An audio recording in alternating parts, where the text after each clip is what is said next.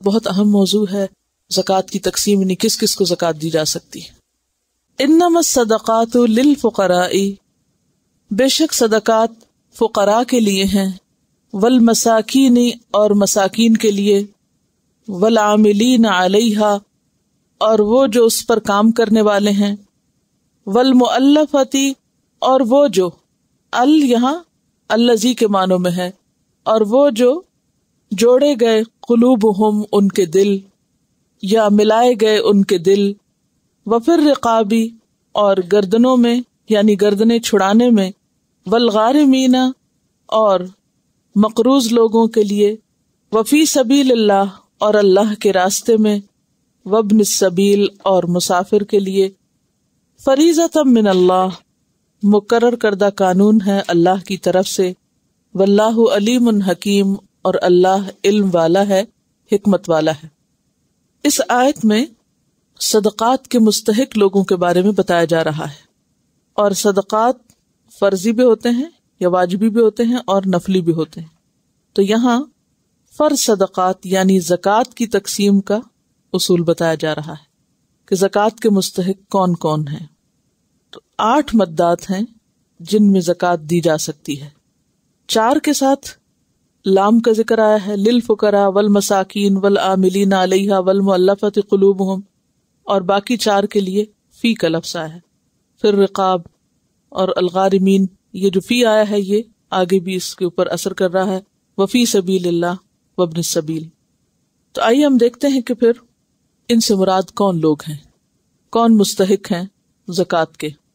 سب سے پہلے ہے انما الصدقات للفقراء، کہ یہ زکوٰتیں خیراتیں، صدقات کا ترجمہ میں خیراتیں کر رہی ہوں، اور خیراتوں سے مراد یہاں فرضی صدقہ ہے۔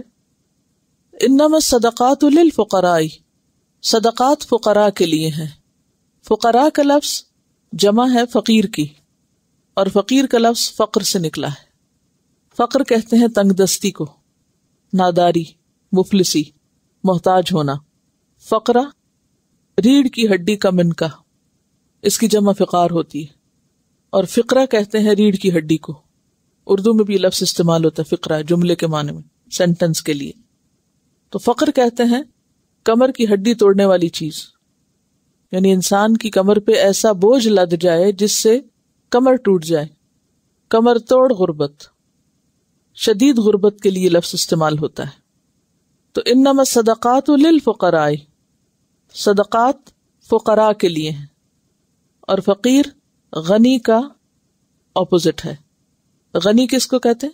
مالدار کو، یعنی زکوٰۃ مالدار کو نہیں دی جائے گی بلکہ فقیر کو دی جائے گی۔ اور فقیر کون؟ جو غنی نہ ہو اور جو شدید غربت کا شکار ہو، جو اپنی ضروریات پورا کرنے کے لیے نہ مال رکھتا ہو اور نہ ہی اس کے پاس کوئی کام ہو، نہ مال ہو اور نہ کام ہو کہ مال کما سکے۔ ابو داؤد کی ایک حدیث سے پتہ چلتا ہے کہ وہ شخص جس کے پاس 50 درہم یا اس کے برابر سونا ہو وہ غنی ہے۔ جس کے پاس 50 درہم یا اس کے برابر سونا ہو تو ایسا شخص فقیر نہیں، غنی ہے، وہ مالدار ہے۔ فقیر کون ہے؟ جس کے پاس کچھ نہ ہو، جو اپنی ضروریات پوری نہ کر سکتا ہو۔ تو انما الصدقات للفقراء، زکوٰۃ میں سب سے پہلا حق انتہائی غریب لوگوں کا ہے، ضرورت مندوں کا ہے۔ اتنے غریب کہ غربت اور اپنی ذمہ داریوں کے بوجھ سے ان کی کمر ٹوٹ جائے۔ والمساکین، اور مسکینوں کا ہے۔ مساکین مسکین کی جمع ہے، اور مسکین کا لفظ مسکنت سے ہے، سین کاف نون اس کا روٹ ہے۔ مسکنت کہتے ہیں عاجزی کو، درماندگی کو، بیچارگی، ذلت۔ سورۃ البلد میں آتا ہے مسکینا ذا متربہ، خاک آلود مسکین۔ مسکین بھی اگرچہ غریب ہوتا ہے، فقیر ہوتا ہے، لیکن اس کے پاس کچھ نہ کچھ ہوتا ہے، لیکن وہ اس کی ضروریات پوری نہیں کرتا۔ جیسے سورۃ الکہف آیت 79 میں آتا ہے اما السفینۃ فکانت لمساکین، کہ وہ کشتی مسکینوں کی تھی، یعنی کشتی کے مالک تھے لیکن اس کے مالک ہونے کے باوجود اس سے اتنی آمدنی نہیں تھی کہ جس سے وہ اپنی ضروریات پوری کر سکیں۔ تو ضرورت مند لوگ اور ایسے ضرورت مند جو اپنی بنیادی ضروریات پوری کرنے کے لیے کسی دوسرے کی مدد کے محتاج ہوں. یعنی کام ہے، فقیر کے پاس تو کام ہی کوئی نہیں، نو جاب، لیکن یہاں کام ہے، لیکن ایسا کام نہیں کہ جو ضروریات پوری کر سکے. نبی صلی اللہ علیہ وسلم نے فرمایا مسکین وہ گھومنے پھرنے والا نہیں جو ایک ایک یا دو دو لقمے یا کھجور کے لیے گھر گھر پھرتا ہے، بلکہ مسکین وہ ہے جس کے پاس اتنا مال بھی نہ ہو جو اسے بے نیاز کر دے کہ وہ اپنی ضروریات خود پوری کر سکے. یعنی مسکین کے پاس ہے مگر اتنا نہیں کہ جس سے وہ اپنی ضروریات پوری کر سکے، اور نہ وہ ایسی مسکنت اپنے اوپر طاری رکھے کہ لوگ غریب اور مستحق سمجھ کر اس پہ صدقہ کریں، اور نہ خود لوگوں کے سامنے دستے سوال دراز کرے. یعنی ضرورت مند ہے، ضروریات پوری نہیں ہوتی، غربت ہے، فقر ہے، بھوک ہے، لیکن کسی کے آگے ہاتھ نہیں پھیلاتا، مانگتا بھی نہیں، جسے سفید پوش کہا جاتا ہے. چہرے سے پہچانا جاتا ہے، حال حلیے سے، لباس سے، شکل سے، انداز سے پتہ چل جاتا ہے کہ یہ ضرورت مند ہے، لیکن اپنے آپ کو سنبھال نہیں سکتا. تو فقیر کے بعد صدقات کس کے لیے؟ مسکین کے لیے. والعاملین علیہا، عاملین عامل کی جمع ہے، اور عامل کہتے ہیں کام کرنے والے کو، عامل عمل سے ہے. اور زکوٰۃ کا کام کرنے والوں کے لیے، علیہا اس پر یعنی جو زکوٰۃ یا صدقات کے نظام کو چلانے والے ہوں، بیت المال کے لیے کام کرنے والے ہوں، جو زکوٰۃ وصول کریں، جمع کریں، حفاظت کریں، تقسیم کریں، اس کو لکھیں پڑھیں، یعنی اس کی لکھت پڑھت کریں، اور انہیں باقاعدہ حکومت کی طرف سے مقرر کیا گیا ہو. یعنی اس سے مراد وہ شخص نہیں جو اپنے آپ اٹھ کے لوگوں کا مال جمع کر کے آدھا خود رکھ لے اپنی تنخواہ اور آدھا ضرورت مندوں کو پہنچائے. یعنی ایسے عاملین کہ جن کو حکومت نے مقرر کیا ہو، جو بیت المال کے باقاعدہ ملازم ہوں. ایسے لوگ خواہ وہ فقیر اور مسکین کی کیٹیگری میں نہ بھی ہوں، لیکن اگر ان کو محکمہ زکوٰۃ میں یا بیت المال میں جاب دی گئی ہے تو ان کی جاب کے لیے زکوٰۃ کا مال بطور تنخواہ ان کو دیا جا سکتا ہے. وہ زکوٰۃ لینے کے نہیں بلکہ اپنے کام کے معاوضے کے مستحق ہیں. نبی صلی اللہ علیہ وسلم نے فرمایا صدقہ کسی غنی یعنی مالدار کے لیے حلال نہیں. اور غنی کی تعریف ابھی میں نے پیچھے حدیث کی روشنی میں کی، سوائے 5 لوگوں کے. نمبر 1 وہ شخص جو جہاد کے لیے نکلا اور وہاں اس کے پاس بقدر ضرورت مال نہیں، اگرچہ گھر میں مالدار ہو. یعنی جنگ کے لیے نکلا یا جہاد کے لیے نکلا اور اس کے پاس اسلحہ نہیں، یا اس کے پاس اس جہاد کے لیے سامان ضرورت نہیں، تو اس کو زکوٰۃ دی جا سکتی ہے. یعنی خواہ وہ شخص گھر میں اس کے پاس ضرورت کا سب سامان ہے لیکن اس کام کے لیے سامان نہیں. دوسرے عامل جو صدقہ وصول کرنے کی خدمت انجام دیتا ہو، ایسا شخص امیر بھی ہو سکتا ہے لیکن اس کام کا معاوضہ بھی لے سکتا ہے جس پر وہ مقرر ہے. تیسرے وہ شخص کہ اگرچہ اس کے پاس مال ہے مگر وہ موجودہ مال سے زیادہ کا مقروض ہے. یعنی مال ہے لیکن قرضہ ہے اس پر کہ جتنا اس کا مال اگر وہ سارا دے بھی دے تو اس کا قرضہ نہ اترے. چوتھے وہ شخص جو صدقہ کا مال کسی غریب مسکین سے پیسے دے کے خرید لے. مثلا کسی کو اگر صدقے میں کوئی کپڑا ملا تو وہ شخص کیا کرے، اس صدقے کو اپنے مال سے خرید لے تو وہ خریدا ہوا صدقہ اس کے لیے حلال ہو جائے گا. 5ویں وہ شخص جس کو کسی غریب فقیر نے صدقے کا حاصل کردہ مال بطور ہدیے کے پیش کیا.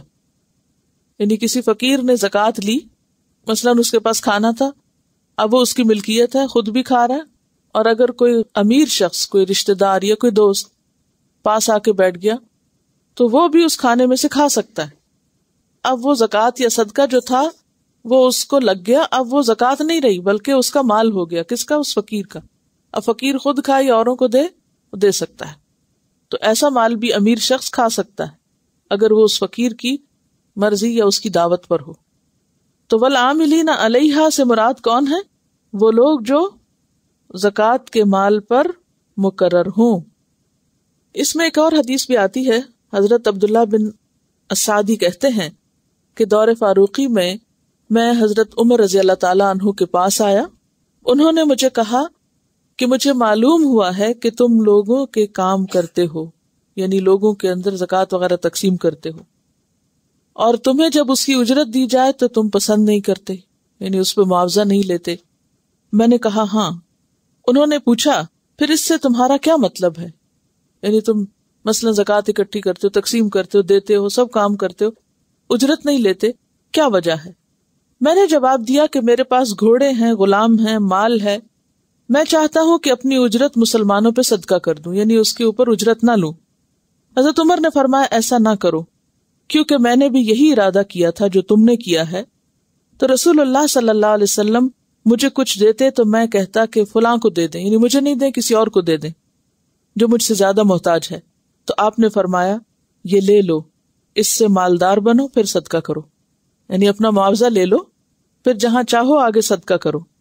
اگر تمہارے پاس مال اس طرح آئے کہ تم اس کے حریص نہ ہو، کوئی لالچ نہیں تمہیں، اور نہ ہی اس کا سوال کرنے والے ہو کہ کسی سے مانگ بھی نہیں رہے، تو لے لیا کرو، اگر نہ ملے تو اس کی فکر نہ کیا کرو۔ یعنی اگر کسی کے پاس کوئی مال ایسا آیا ہے جس کی نہ اسے انتظار تھی، نہ ہرس تھی، نہ لالچ تھی، نہ کوئی شوق تھا، نہ اس نے کسی سے مانگا، کسی نے اپنے خوشی سے دیا، تو ایسے مال کا انکار نہیں کرنا چاہیے۔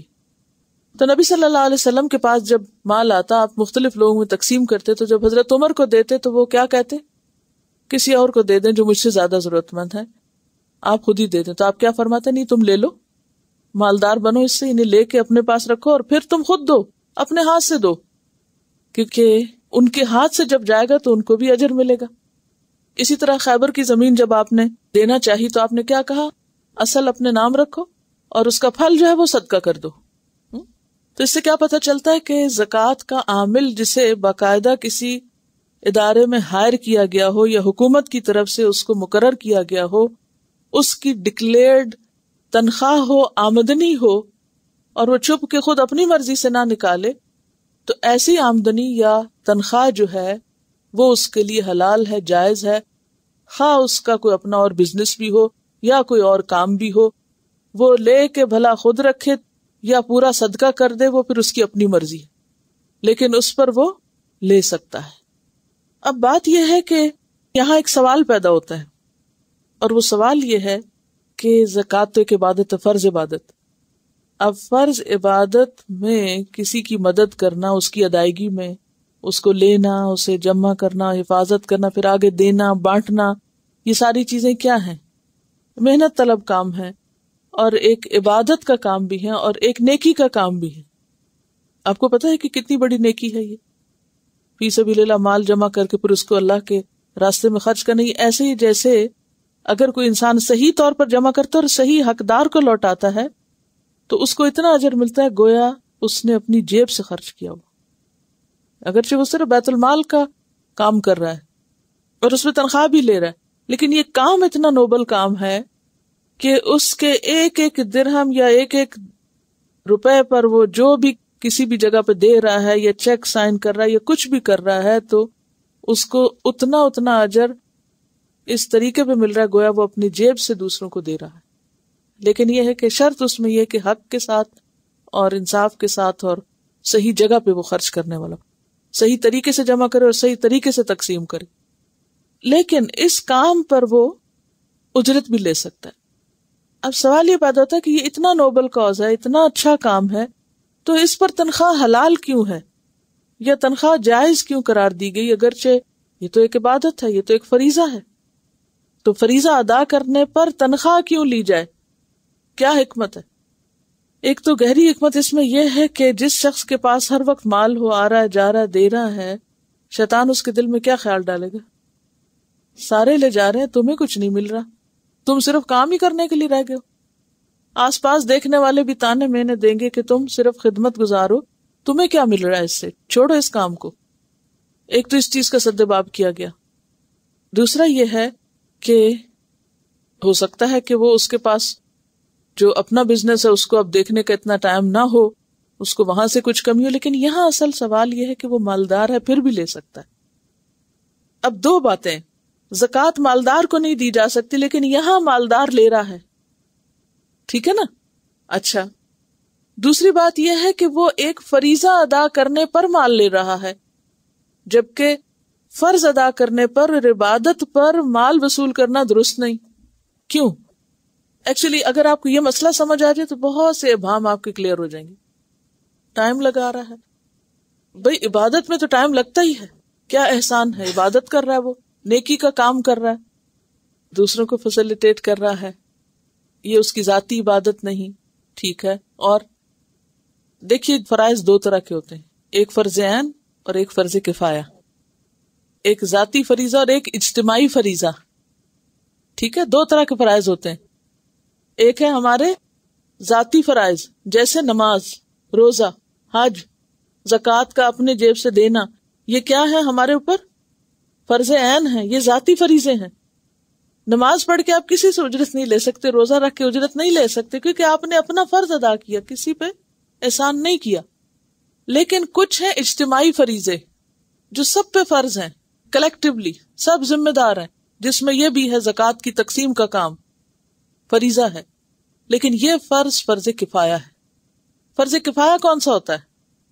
جو سب پر فرض تو ہے، جو فرض کے درجے کا کام ہے، لیکن اگر کچھ لوگ اس میں سے کر دیں تو سب کا ادا ہو جائے گا، یعنی سب کا فرض ادا ہو جائے گا. اور اگر کوئی بھی نہ کرے تو سب کے سب گناہگار ہوں گے، سب کی پکڑ اور پوچھ ہوگی. اس کو کیا کہتے ہیں؟ فرض کفایہ. اور یہ فریضہ ہوتا ہے اجتماعی کاموں میں، ٹھیک ہے. اب آپ اس اصول کو اگر سامنے رکھیں تو پھر آپ دیکھیں گے کہ مثلاً اگر کوئی شخص کسی مسجد میں امام ہے، وہ اپنی نماز بھی پڑھ رہا ہے جو کہ اس کو پڑھنی ہے، لیکن ساتھ اوروں کو بھی پڑھا رہا ہے. اب اس کو آپ تنخواہ دے رہے ہیں تو اس کے لیے حرام ہے یا حلال ہے؟ حلال ہے. شکر آپ نے حلال کا، ورنہ تو اکثر لوگ اس کو حرام ہی قرار دیتے رہتے ہیں. یہ سوال نہیں کھائے پیے گا کہاں، وہ کچھ اور بھی کر سکتا ہے ساتھ، اور کرتے ہیں بہت سے لوگ. لیکن اس کام پر اس کو اجرت دینا جائز ہے یا نہیں، اور اس کا لینا جائز ہے یا نہیں، سوال یہ ہے. اس سے نہیں غرض کہ وہ غریب ہے کہ امیر ہے، پھر اور کیا کرے، پھر کون کرے گا، یہ بات نہیں ہے. بات اصول کی ہے. اور اصول کیا ہے کہ جو بھی کام فرض کفایہ ہے، فرض کفایہ، اگر ان کے اوپر اجرت لی جائے تو وہ حرام میں نہیں آتی، اس کا جواز موجود ہے، وہ ایک اجتماعی خدمت ہے. اور اگر اس کو آپ حرام کر دیں گے نا تو پھر ہو سکتا ہے کہ ایک وقت ایسا جب کوئی بھی آگے نہ بڑھے اور سب کے سب اس پہ پکڑے جائیں، سب کی پکڑ ہوگی نا. اسی طرح دینی تعلیم ہے تو دینی تعلیم پر اگر کوئی تنخواہ لے رہا ہے، کسی مدرسے میں پڑھا رہا ہے، کسی یونیورسٹی میں پڑھا رہا ہے، کسی یونیورسٹی میں اسلامیات پڑھا رہا ہے، اب اس کو باقاعدہ اتنی ہی تنخواہ ملتی ہے جتنی میتھمیٹکس پڑھانے والے کو مل رہی ہے، تو کیا ہم یہ کہیں گے کہ وہ اللہ کا دین بیچ رہا ہے؟ نہیں یہ کہیں گے. وہ ایک فرض ادا کر رہا ہے جو آپ کا بھی تھا، جو آپ کو بھی کرنا چاہیے تھا. لیکن اگر آپ نہیں کر رہے اور آپ کے حصے میں وہ کر رہا ہے تو پھر اس کو ایکسٹرا کام کرنے پر آپ کے مقابلے میں اور آپ کے حصے کا کام کرنے پر بھی اجرت دی جا سکتی ہے. اور اسی لیے جو مختلف مدارس وغیرہ میں یا دینی اداروں میں لوگ تعلیم کا کام کرتے ہیں، ان کی باقاعدہ تنخواہیں ہوتی ہیں. اور یہ آج سے نہیں شروع ہوئی، یہ حضرت عمر کے دور سے ہی شروع ہو گیا تھا سلسلہ، کہ انہوں نے قرآن ٹیچرز کی باقاعدہ پے مقرر کی تھی. ہر 20 گھروں میں سے ایک گھر کو اسکول بنا دیا تھا. اور مختلف علاقوں میں، کیونکہ اتنی بڑی اسلامی سلطنت ہو گئی تھی، اگر اس وقت لوگوں کو دین نہ سکھایا جاتا اور لوگوں کے اندر یہ کام عام نہ کیا جاتا تو امام بخاری کہاں سے آتے اور امام مسلم کہاں سے آتے. اور یہ جو محدثین ہیں ان میں سے عرب کوئی نہیں سوائے امام مالک کے. امام ابو حنیفہ بھی عرب نہیں ہے، اور باقی جو ہیں امام شافعی صرف مکہ سے ہیں. یعنی اگر آپ اسلام کی تاریخ پڑھیں تو عربوں کے مقابلے میں جو نان عربز تھے انہوں نے زیادہ خدمت کی ہے، علمی میدانوں میں بھی اور جگہوں پر بھی. تو ان تک نمبر 1 دین پہنچا، نمبر 2 دین کی تعلیم پہنچی. اور یہ تعلیم کس طرح پہنچی کہ لوگوں نے اس پہ اپنی عمریں لگائیں، اپنے گھر بار چھوڑے. اور یہ سلسلہ خود نبی صلی اللہ علیہ وسلم کے دور میں شروع ہوا کہ جب لوگ وفد کی شکل میں مختلف علاقوں میں جا کے اسلام کی تعلیم تبلیغ کا کام کرتے تھے، تو اس وقت ابھی باقاعدہ اس طرح آرگنائز شکل میں نہیں تھا کہ اس کے اوپر تنخواہیں مقرر ہوتی، لیکن حضرت عمر کے دور میں باقاعدہ تنخواہ کے ساتھ پیڈ ٹیچرز مقرر کیے گئے، جو جنگلوں میں، بدوؤں کے پاس، صحراؤں میں، دور دراز علاقوں میں حکومت کی طرف سے بھیجے جاتے، ان کو تنخواہیں دی جاتی اور وہاں وہ تعلیم و تدریس کا کام کیا کرتے تھے. اور اس سے اتنی خیر پھیلی کہ نان عربز کی اکثریت جو تھی وہ عربی بولنے والوں میں شامل ہو گئی اور آگے بڑھ کے اسلام کی خدمت کرنے والوں میں. آج یہ سلسلہ ختم ہو گیا. آپ کو معلوم ہے کہ ہندوستان کے اندر بھی انگریزوں کے آنے سے پہلے تقریباً 5000 صرف دہلی میں قرآنی مدارس تھے، یہ چھوٹے چھوٹے باقاعدہ اسٹیبلشڈ جن کو آپ کہہ سکتے ہیں، مکتب جس کو کہتے ہیں، یعنی چھوٹے چھوٹے، اور ان سب کی تنخواہیں جاتی تھی حکومت کی طرف سے. حکومت ان کو وظیفہ دیتی تھی جو بھی اس کے معلم ہوتے تھے. اب کیا ہوا کہ جب وہاں پر ختم ہوئی سلطنت مسلمانوں کی، تو دوسری حکومت نے آ کے سب کی تنخواہیں ختم کر دی، نظام پورا کٹ گیا، نیٹ ورک ختم ہو گیا. اس موقع پر پھر خواتین نے گھروں میں اور جس کو جو دل میں آیا، پھر ایک افراتفری کی حالت میں جس کو موقع ملا، جس نے والنٹریلی کام کیا، نہیں کیا، وہاں سے جہالت شروع ہوئی مسلمانوں کی.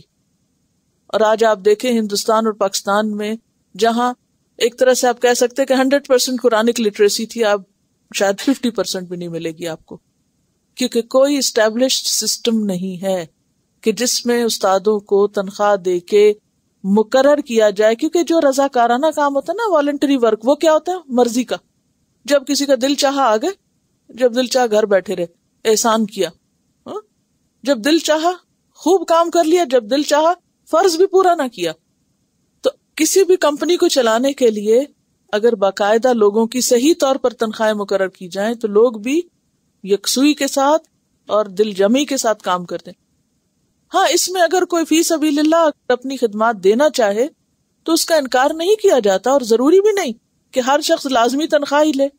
اگر کوئی اللہ کے ساتھ سودا کیے ہوئے ہے اور کوئی باقاعدہ تنخواہ نہیں لے رہا تو یہ بھی بہت اجر کی بات ہے. اب یہ وہ حکم ہے کہ اگر کوئی سفر میں روزہ رکھے تو بھی اس کی چوائس ہے، اور اگر نہ رکھے تو بھی لازم نہیں ہے روزہ چھوڑنا سفر میں، اور اسی طرح رکھنا بھی لازم نہیں ہے. اور اب کیا ہوگا؟ جس نے روزہ رکھا وہ نہ رکھنے والے کو کیا کہے گا؟ تو نے بڑا غلط کیا، روزہ نہیں رکھا. اور جس نے رکھا ہے وہ اس کو کہے گا نہیں، تو نے بڑا غلط کیا رکھ کے. کوئی کسی کو کچھ نہیں کہے گا. کیوں؟ چوائس ہے آپ کے پاس. تو آپ اگر فی سبیل اللہ دین کا کام کر رہے ہیں تو کسی فخر اور غرور میں مبتلا نہ ہو کہ ہم بہت اچھے ہیں، اور اگر کسی کو اس پر کوئی تنخواہ مل رہی ہے یا دی جا رہی ہے تو کبھی گلٹی کانشیس نہ ہو اور وہ شرمندہ نہ ہو کہ شاید وہ کوئی جرم کر رہا ہے، اور لوگ اس کو لیٹ ڈاؤن نہ کریں، تاکہ باعزت طریقے سے یہ کام ہو. تو یہاں پر آپ دیکھیں کہ زکوٰۃ کا اکٹھا کرنا اور بیت المال کو سنبھالنا یہ فریضہ ہے، دینی فریضہ ہے، اور اس فریضے پر تنخواہ مقرر کی گئی ہے. اور وہ تنخواہ کس میں سے ہوگی؟ زکوٰۃ کے مال میں سے، اسی مال کے اندر سے ڈکلیئرڈ ہوگی. یعنی اس کا اطلاق ہرگز ان لوگوں پر نہیں آتا جو پرسنلی اپنے آپ سے ہی برادری سے ادھر ادھر سے زکوٰۃ کٹھی کرنے لگتے ہیں کسی بھی وجہ سے، اور پھر اس کے بعد وہ کہیں کہ وہ قرآن میں لکھا ہوا ہے کہ جو کٹھی کرے وہ اپنے لیے نکال سکتا ہے، تو خود ہی 20% میں اپنا رکھ لوں. تو یہ اس کی نہیں اجازت. یعنی کہ باقاعدہ طور پر ایک منظم معروف انداز سے مقرر کردہ تنخواہ اس کو دی جا سکتی ہے. اپنی مرضی سے بیچ میں سے کچھ کر لینا جو ہے وہ کیا کہلائے گا؟ خیانت، چوری، غصب. اس کی اجازت نہیں. پھر ہے والمؤلفۃ قلوبہم، اور وہ جو یہاں الذی کے معنوں میں ہے، اگر ترجمہ درست کریں گے تو آپ کو معنی بھی جلدی سمجھ آ جائے گا. اور مؤلفہ کیا ہے؟ مؤلف سے ہے. مؤلف الفت سے، الفت الف لام فے سے. الف لام فے کا معنی کیا ہوتا ہے؟ ملانا، اکٹھا کرنا. تو الفت کیا ہوتا ہے؟ محبت. کیا ہوتا ہے؟ دلوں کا ملنا باہم. تو مؤلفہ کا مطلب ہے الفت دلائے گئے یا جوڑے گئے، ملائے گئے، نرم کیے گئے، قلوبہم جن کے دل الفت دلائے گئے.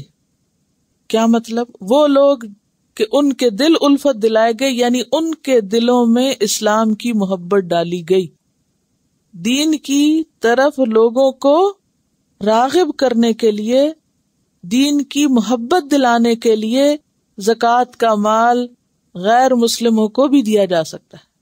یہ مطلب ہے اس کا.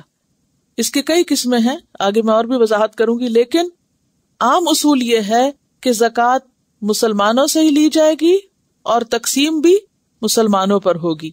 ٹھیک ہے، مسلمانوں سے لی جائے گی اور مسلمانوں کو دی جائے گی. جیسے حدیث بخاری میں آتا ہے، تؤخذ من اغنیائہم وترد الی فقرائہم، کہ ان کے اغنیاء سے لی جائے گی اور ان کے فقراء کو دی جائے گی. لیکن مؤلفۃ القلوب میں کیا ہوتا ہے کہ اگر کوئی شخص، آپ اس کو اسلام کی دعوت دے رہے ہیں اور آپ دیکھتے ہیں کہ اگر اس کے اوپر کچھ مال خرچ کر دیا جائے یا اس کی کچھ ضروریات پوری کر دی جائیں تو اس کا دل اسلام کے لیے نرم ہو جائے گا، تو ایسے شخص کو اسلام کی طرف لانے کے لیے زکوٰۃ کا مال دیا جا سکتا ہے.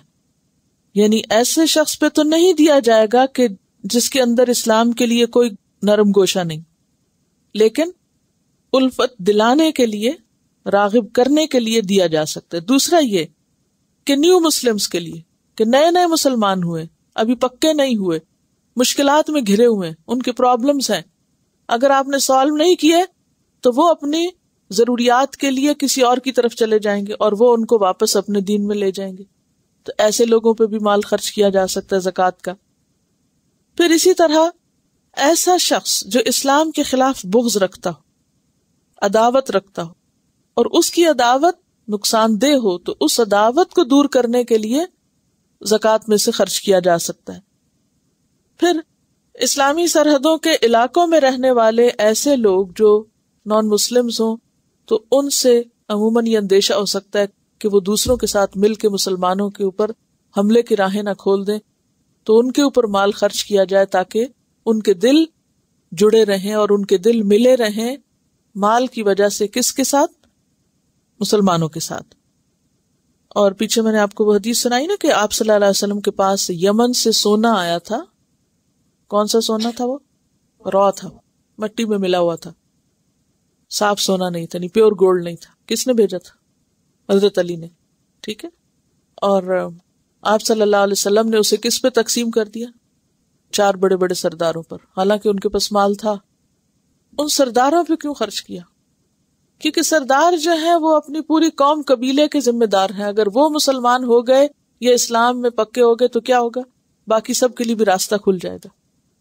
یہ حکمت تھی کہ آپ نے یہ مال ان کو دے دیا. اس پہ بعض لوگوں کو اعتراض بھی ہوا، لیکن پھر آپ نے اس کو دور کر دیا، اس کا جواب دے دیا.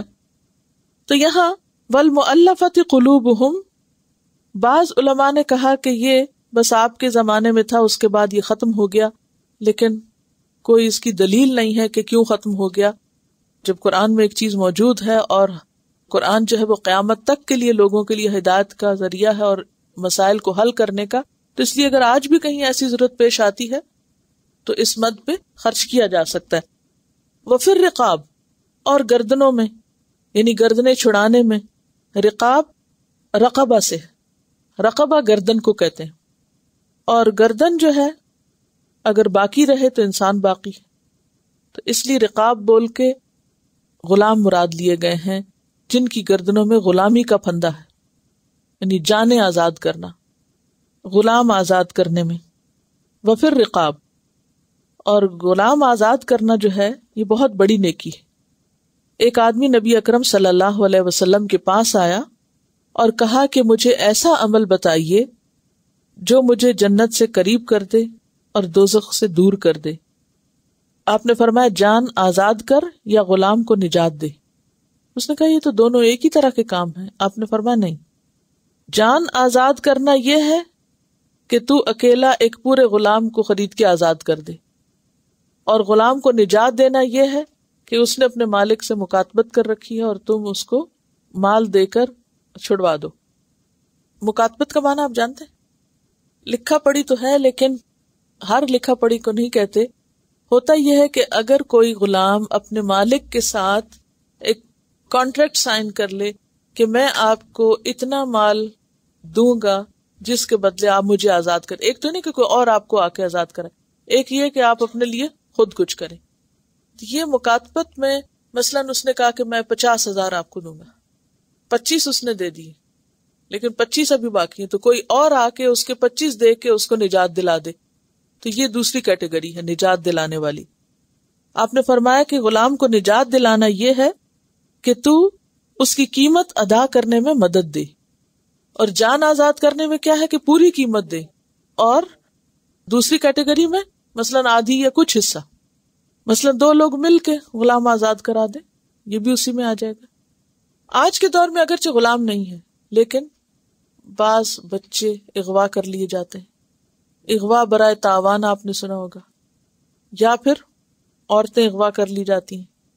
تو ایسے مواقع پر ان کو رہا کرانے کے لیے، چھڑانے کے لیے اس مد میں دیا جا سکتا ہے. والغارمین، اور غارمین، غارمین جمع ہے غارم کی، اور غارم کا لفظ نکلا ہے غرم سے، غین رے میم. غرم کہتے ہیں قرض کو، تاوان کو، ہر وہ چیز جس کا ادا کرنا لازم ہو، ہر وہ چیز جس کا ادا کرنا لازم ہو. تو غارم کون ہوا؟ مقروض، جس کے اوپر قرضہ اور اس کو ادا کرنا لازم ہے، اور جس کو اپنے قرضے کی وجہ سے بہت پریشانی ہے.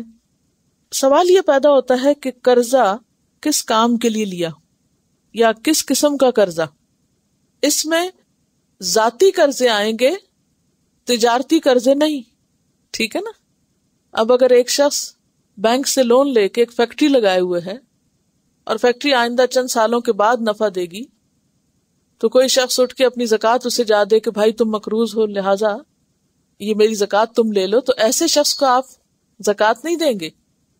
کس مقروض کو زکوٰۃ دی جائے گی؟ جو ذاتی ضروریات کو پورا نہ کر سکنے کی وجہ سے زیر بار آ جائے، قرضے کے بوجھ تلے دب جائے، اور ذاتی ضروریات میں بھی جو اسراف میں نہ آتی ہوں. کیونکہ بعض لوگ اندھا دھند شادیوں کے لیے قرضہ لے لیتے ہیں، اور پھر بہن بھائیوں کو یا اور رشتے داروں کو پریشان کرتے ہیں، کہتے ہیں ہم مقروض ہیں، یا بہن بھائی بھی کہتے ہیں چلو زکوٰۃ سے ان کی مدد کر دی جائے. تو بلا ضرورت یا حرام کے کاموں میں استعمال کرنے والا، اور پھر عادی مقروض، کچھ لوگ عادی ہوتے ہیں قرضے لینے کے، ان کا ساری زندگی کا کام یہی ہوتا ہے ادھر سے لیا ادھر دیا، ادھر سے لے کے ادھر دیا، کوئی حقیقی ضرورت نہ بھی ہوئی تو محض عیش و اجرت کے لیے، لگژری کے کاموں کے لیے مقروض رہے. اور پھر فی زمانہ تو آپ دیکھیں کہ لوگ جان بوجھ کے مقروض رہنا پسند کرتے ہیں، تھرو کریڈٹ کارڈ، ہر چیز قرضے پہ. تو ایسے مقروضوں کے لیے بھی زکوٰۃ کا مال نہیں ہے. پھر اس میں ایک صورت اور بھی آتی نہیں، ذاتی قرضے ہوں، جائز کام کے لیے لیے ہوں، غربت کی وجہ سے لیے گئے ہوں، اور پھر تاوان اگر کسی پہ پڑ جائے. پہلے زمانے میں کیا ہوتا تھا کہ اگر کسی خاندان میں سے کوئی قتل کر دیتا تو باقی سب کو مل کے اس کی دیت دینے کے لیے تاوان دینا پڑتا، یا یہ کہ کسی کی جان بچانے کے لیے کسی کی ضمانت دی کسی نے، اور جس کی ضمانت دی وہ بھاگ گیا تو اس کی قیمت مقرر ہوئی 1,00,000. اب اس کی اپنی آمدنی 1,000 بھی نہیں، یہ کہاں سے دے گا؟ تو اس موقع پر اس کی مدد زکوٰۃ کے مال سے کی جا سکتی ہے. یعنی کہ اس کا اپنا کوئی قصور نہیں، صرف اس کا کیا ہے کہ اس نے ذمہ لیا، ایک ضمانت دی. ضمانت دینے کو سمجھتے ہیں؟ مثلاً کوئی سفارش کرے اور یہ کہے کہ دیکھو میں اس کا ضامن ہوں، اگر تم اس کو دے دو میرے بہاف پہ، اگر اس نے تمہیں پیسہ نہیں دیا تو میں دوں گا. یا یہ کہ خون کی رقم، یعنی کہ دیت جو ہے، یہ خون بہا کی رقم جو کسی قوم کے اوپر پڑ جائے. تو ایسے امور میں بھی جو تاوان ہے، یعنی غرام تاوان کو بھی کہتے ہیں نا، تو غارمین جو تاوان اٹھائے ہوئے ہوں ان کو بھی زکوٰۃ کے مال میں سے مدد دی جا سکتی ہے. وفی سبیل اللہ، اور فی سبیل اللہ. اب یہ فی سبیل اللہ کیا ہے؟ اللہ کے راستے میں. اس میں زیادہ تر علماء نے جو بات کہی ہے وہ قتال فی سبیل اللہ، کا معنی کیا ہے۔ فی سبیل اللہ سے مراد اللہ کے راستے میں، یعنی اللہ کا راستہ کیا ہے؟ اللہ کا دین۔ اور پھر اللہ کے دین سے انہوں نے مراد کیا لی؟ جنگ، یعنی اللہ کی راہ میں لڑنا، اس کو انہوں نے فی سبیل اللہ کا معنی دیا۔ لیکن بات یہ ہے کہ فی سبیل اللہ میں احادیث کی روشنی سے ہی نیکی کے کچھ اور کام بھی آتے ہیں۔ مثلاً حج کو بھی فی سبیل اللہ کہا گیا۔ ایک خاتون آپ صلی اللہ علیہ وسلم کے پاس آئی جب آپ حج سے لوٹے، تو آپ نے پوچھا کہ تم حج پر کیوں نہیں گئی؟ انہوں نے کہا کہ میرے ہسبینڈ کے پاس ایک اونٹ تھا اور انہوں نے وہ فی سبیل اللہ دے دیا تھا۔ آپ نے فرمایا تم اسی کے اوپر سوار ہو کے حج کر لیتی، کیونکہ حج بھی تو فی سبیل اللہ کام ہے۔ تو اس سے پتہ ہی چلتا ہے کہ اس کو صرف جنگ سے یا قتال سے خاص نہیں کیا جا سکتا، بلکہ فی سبیل اللہ میں وہ سارے کام آتے ہیں جو اللہ کے دین کی خدمت شمار ہو، کیونکہ اگر جنگ کی شرط ہوتی تو یہاں نص سے واضح ہو جاتی بات۔ آپ دیکھیے کہ یہ جو پہلے ہے نا، فقراء، مساکین، عاملین اور مؤلفۃ القلوب، یہ کیا ہے؟ یعنی انفرادی طور پر دیے جانے والے۔ اور پھر یہ جو لام ہے نا، للفقراء والمساکین، یہ لام تملیک کا لام ہے، یعنی ان کو ملکیت بنا دے ان کی، یا ان کو دے ڈالے۔ لیکن آگے آپ دیکھ رہے ہیں آخری 4 میں فی کا لفظ آ رہا ہے، لام کا لفظ نہیں کہ ان کو مالک بنائے۔ ٹھیک ہے، تو اس سے مراد پھر کیا ہوگی کہ ہر وہ کام جو اللہ کے راستے میں ہو، نیکی کا کام، اور نیکی کے کاموں میں جو اللہ کے دین کی خدمت کا کام ہو، وہ اس میں شامل ہو جاتا ہے۔ اب وہ کون سے کام ہیں؟ ان میں ایک تو حج ہے جو نص سے ثابت ہے۔ اس کے علاوہ طلب علم، ایک اور حدیث میں آتا ہے کہ جو شخص علم کے راستے میں نکلے وہ فی سبیل اللہ ہے جب تک کہ وہ واپس نہ لوٹے۔ تو طالب علم اگر ضرورت مند ہے تو اس پر بھی خرچ کیا جا سکتا ہے، خواہ وہ فقیر اور مسکین کی کیٹیگری میں نہ بھی آتا ہو، یعنی ویسے اس کے پاس ہے سب کچھ، کھانا پینا، گھر، پروٹیکشن ہے، مگر پڑھائی کے لیے سامان نہیں ہے، تو ایسی صورت میں اس کی پڑھائی کا خرچہ جو ہے وہ زکوٰۃ کے مال سے پورا کیا جا سکتا ہے۔ پھر اسی طرح آپ دیکھیں، یعنی بعض والدین ایسے ہوتے ہیں نا کہ مثلاً ان کا اپنا گھر بھی ہے، کھانا پینا بھی ہے، کپڑا بھی ہے، ضرورت پوری ہو رہی، لیکن اتنا نہیں ہے کہ جو آگے وہ بچوں کو پڑھانے میں یا خاص طور پر دین پڑھانے میں، کیونکہ جب دنیا پڑھانے کا معاملہ آتا ہے تو اس میں پھر بھی والدین سپورٹ کرتے ہیں، کیونکہ ریٹرن کا کچھ نہ کچھ چانس یا یقین ہوتا ہے۔ لیکن جب دین کی بات آتی ہے تو بہت سے لوگ وڈرا کر لیتے ہیں کہ دین پڑھ کے تمہیں کیا حاصل ہوگا، کیا ملے گا۔ تو ایسی صورت میں وہ ضروریات پھر زکوٰۃ کے مال سے دوسرے لوگ ان بچوں کی یا ان پڑھنے والوں کی پوری کر سکتے ہیں۔ صحیح بخاری میں آتا ہے، ابن حجر الاسقلانی نے لکھا ہے کہ بعض علماء نے یہ الفاظ جو ہیں اس کو ظاہر الفاظ پر محمول کیا ہے کہ زکوٰۃ کی رقم کو مصالح عامہ میں خرچ کرنا جائز ہے۔ ٹھیک ہے، کیا معنی، کیا سمجھ میں آئی کہ فی سبیل اللہ کو انہوں نے ظاہری معنوں میں لیا ہے، اور ظاہری معنوں میں کیا ہے کہ عوامی مصلحتوں پہ خرچ کرنا، یعنی فی سبیل اللہ کا ظاہری معنی کیا ہے؟ اللہ کے راستے، تو اس کو اس نے جنرل لیا ہے، قتال میں نہیں لیا معنی، بلکہ ظاہری معنی لیا ہے۔ ٹھیک ہے، ٹیکسٹ میں جو آ رہا ہے، آئی سمجھ؟ اوکے۔ اور اس کے لیے انہوں نے کچھ احادیث سے بھی استدلال کیا، اور اس میں پھر ہر دینی کام شامل کیا ہے۔ قرآن پاک میں جہاد کا لفظ صرف قتال کے معنوں میں استعمال نہیں ہوا، بلکہ کوشش کے معنوں میں بھی آیا ہے۔ مثلا مکی دور کی ایک سورت ہے سورت الفرقان، اس میں قرآن کے پیغام کو عام کرنے کے کام کو جہاد کہا گیا ہے، وجاہدہم بہ جہادًا کبیرا، کہ تم اس کے ساتھ جہاد کرو، بڑا جہاد، کس کے ساتھ؟ یعنی قرآن کے ساتھ۔ تو اب آپ دیکھیں کہ اگر مکہ جیسے حالات ہوں تو جہاد کا معنی کیا ہوگا؟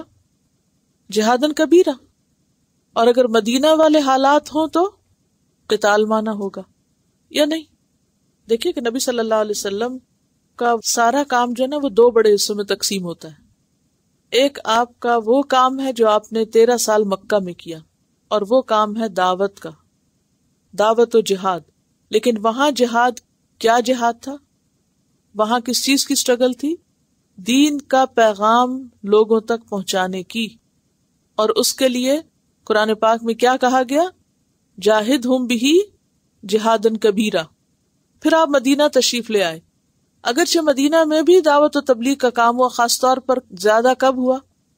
صلح حدیبیہ کے بعد، کیونکہ اس میں تھا نا 10 سال جنگ نہیں ہوگی، تو آپ نے اس کے بعد زیادہ کوششیں کیا شروع کر دی تھی؟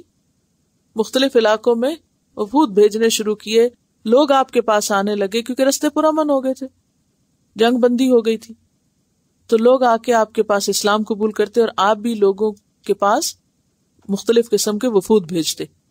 تو یہ سب کیا تھا؟ یہ بھی وہ جہاد تھا۔ اور اس کے علاوہ مدینہ میں کیا جہاد ہوا؟ بہت سے غزوات ہوئے، مدینہ کے اندر بھی اور مدینہ کے باہر بھی۔ لہذا کوئی وجہ نہیں بنتی کہ فی سبیل اللہ کو صرف قتال کے ساتھ خاص کیا جائے۔ اس میں اصول کیا ہوگا کہ اگر آپ کسی ایسی جگہ رہ رہے ہیں جہاں حالات مکہ والے ہیں، کوئی جنگ نہیں، کچھ نہیں، تو پھر وہاں کیا ہوگا؟ دعویٰ کا کام ہے، تو پھر جہاد سے مراد دعویٰ اللہ ہے، اللہ کے رستے کی طرف بلانا، اور فی سبیل اللہ میں پھر دعویٰ ورک کے لیے زکوٰۃ کا استعمال کرنا۔ اور اگر مدینہ والے حالات ہیں اور جنگیں ہیں تو پھر ان کے لیے زکوٰۃ کا مال استعمال کرنا۔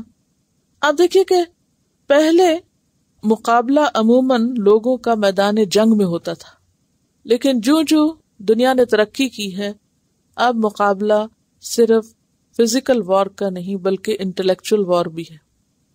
ملکوں کے بگاڑ سے زیادہ ذہنوں کا بگاڑ عام ہو گیا ہے۔ مسلمان گھرانوں کے اندر بھی الحاد عام ہو گیا۔ الحاد کیا ہوتا ہے؟ سیدھے رستے سے ہٹ جانا۔ دین کی تعلیم سے لوگ دور ہو چکے ہیں، اپنا آپ اور اپنا مقصد زندگی بھولتے جا رہے ہیں، اور ان پر جو سب سے بڑا فریضہ ہے، جو فرض کفایہ ہے، کیا کہ دوسرے لوگوں کو بھی اسلام کی دعوت دو، اس کام کو کوئی اپنا کام سمجھتا ہی نہیں، اور اس کے لیے کوئی منظم کوشش نہیں ہو رہی۔ ایسے حالات میں زکوٰۃ کا مال کس جنگ میں خرچ کریں گے آپ جا کے؟ دعویٰ کے، انٹلیکچوئل انویژن میں، ذہنی اصلاح میں، دینی تعلیم میں، تبلیغ کے کام میں، نان مسلمز تک اسلام کا پیغام پہنچانے کے لیے، ان کے دلوں کو نرم کرنے کے لیے۔ تو وہاں پر فی سبیل اللہ، اللہ کے راستے سے مراد کیا ہوگا؟ اللہ کے دین کی خدمت۔ حدیث میں آتا ہے کہ قیامت تک میری امت میں ایسا گروہ ہوگا جو جہاد کرتا رہے گا۔ اس کی تشریح امام بخاری نے یہ کی ہے کہ وہم اہل العلم۔